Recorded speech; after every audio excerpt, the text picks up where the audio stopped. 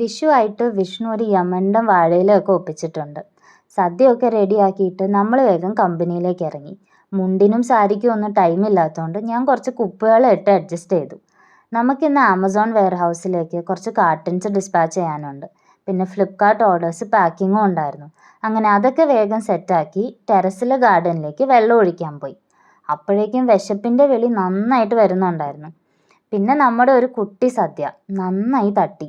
Last പായസവും പപ്പടവും, ഹോ ശുഭം. പിന്നെ പായസത്തിൻ്റെയും പുളിശ്ശേരിയുടെയും വീഡിയോ ചാനലിലുണ്ട്. സദ്യ കഴിച്ച് നന്നായി ഉറങ്ങി. പിന്നെ എണീറ്റ് ഒരു ചായയും കുടിച്ച് പുറത്തു പോയി. ഷോ ഒട്ടും കുറയ്ക്കണ്ടെന്ന് ഓർത്ത് ഞാൻ ചുമ്മാ അങ്ങോട്ടും ഇങ്ങോട്ടും ഒക്കെ ഓടി നടന്നു. അതിൻ്റെ ഇടയ്ക്ക് കുറച്ച് മാമ്പഴം താഴെ വീണ് കിടക്കുന്നത് കണ്ണിലുടക്കി. ആരും കാണുന്നില്ലല്ലോ എന്ന് നോക്കി ഓടിപ്പോയി അതെല്ലാം പെറുക്കി. അപ്പോൾ അതേ വിഷ്ണു വൻ തള്ളു. ചെറുപ്പത്തിൽ പാടത്ത് കളിക്കാൻ പോയപ്പോൾ കിട്ടിയ അതേ മാമ്പഴം എന്നൊക്കെ.